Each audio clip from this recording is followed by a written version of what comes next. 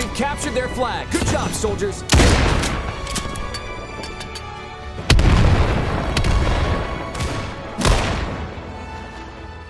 Hey guys, Level Cap here. Today we're going to be doing a first impressions video for Battalion 1944. This is a World War II themed competitive first-person shooter. It first popped up on Kickstarter back in February of 2016. Got funded, they got my money for it, and now we are here playing the first publicly playable iteration of the game. Battalion 1944 is very much a retro style first-person shooter, really trying to recapture some of the glory days of early COD games or early competitive shooters that were very much about reaction time, twitch reflexes, quick scoping, very lane-driven maps, and basic game modes. No frills, no extra complexities or kill streaks, anything like that. Very much a skill-based game without any real cheesy mechanics beyond that. Upon joining a server, you pick your kit and then go at it. Each class seems to have like a frag grenade and a smoke grenade for tactically moving around and clearing out locations. And then the standard weapons range from bolt-action rifles to fully automatic BARs and Thompsons to semi-automatic weapons like the M1 Garand.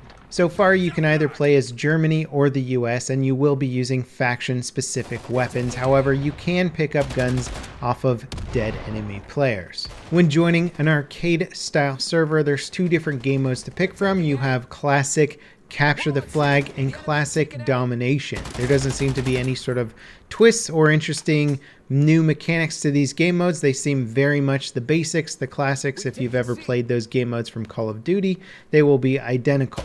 Then there is the competitive Wartide game mode. Unfortunately, I wasn't able to join any servers on this. I would like to give it a try at some point. It looks like a cross between Defuse and Kill Confirmed, and sort of an interesting twist on that.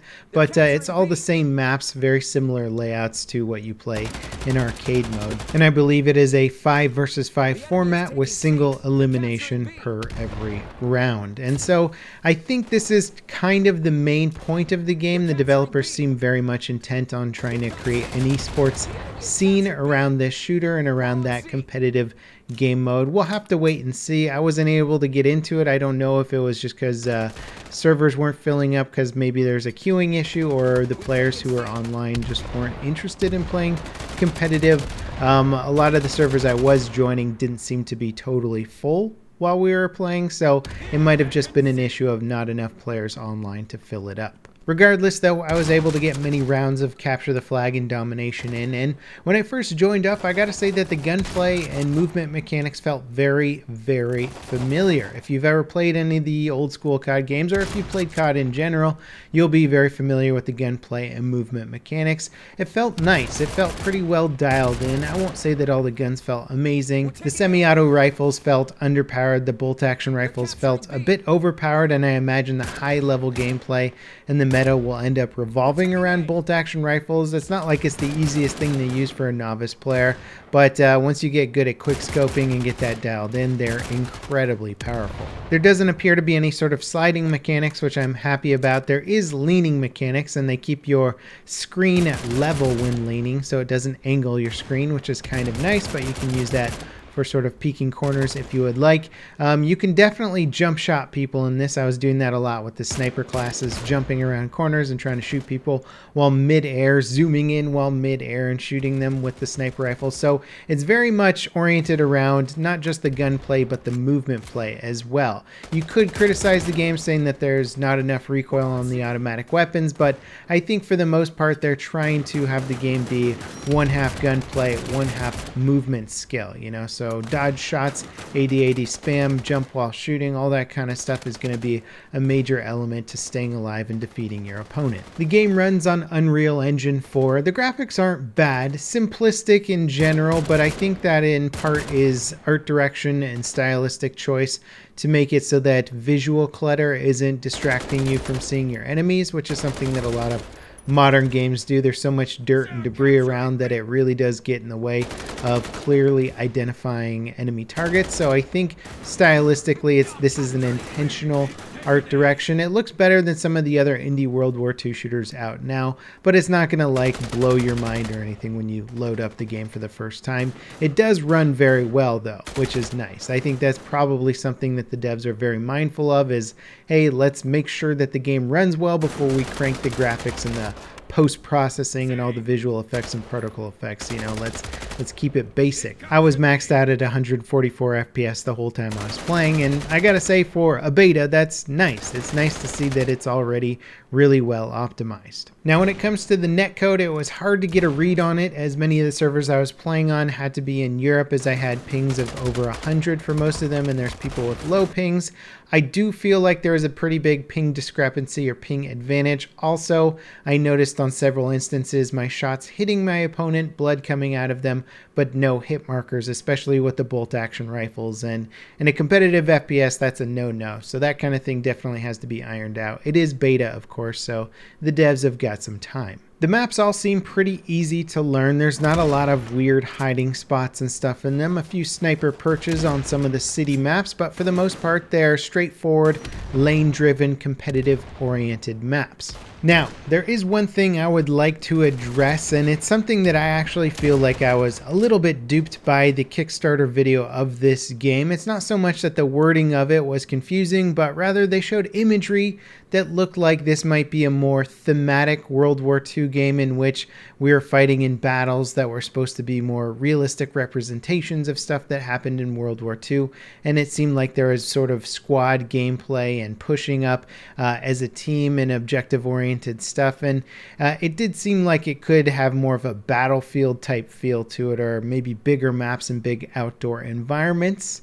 The trailer did make it look like that a little bit, although when the developers talk about it, they do mention competitive FPS with a big sort of COD vibe to it. And so I think a bunch of people might have been expecting a slightly different game than what it is right now.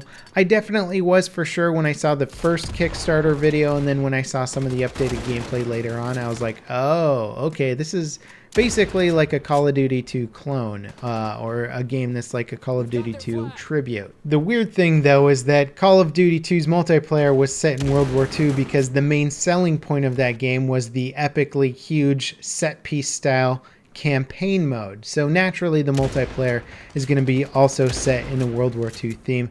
But because Battalion 1944 does not have a single player element to it, I think people would expect the multiplayer to have more realistic World War II style battles. Otherwise, why set it in the World War II theater of war? Not a lot of people understand the COD 2 nostalgia element, and so that could be a little bit confusing for players. I don't really know how I feel about it. I think it is actually a pretty good tribute style game. My question, of course, though, is there a market for this kind of game? It's weird. It's like I really enjoyed playing Lawbreakers, and I think Lawbreakers is a great game, but there clearly just wasn't a market for Lawbreakers. And that seems to be sort of a popular trend over the last few years, as there's been a lot of developers wanting to make these classic, highly competitive shooters.